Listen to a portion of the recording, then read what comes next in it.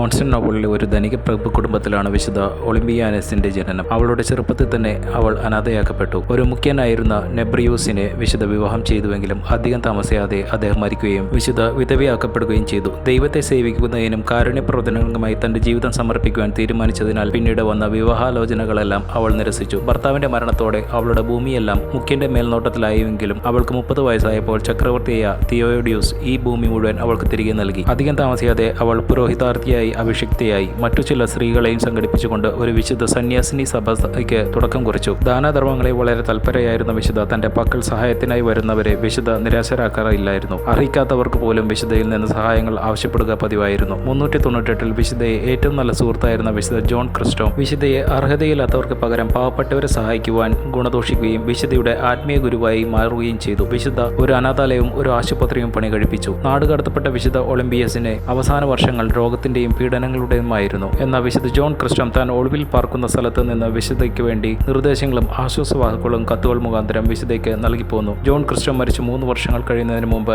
July 24 താൻ നാട് കടത്തപ്പെട്ട നിക്കോമേദിയ എന്ന സ്ഥലത്ത് വെച്ച് വിശുദ്ധയും മരണമടഞ്ഞു.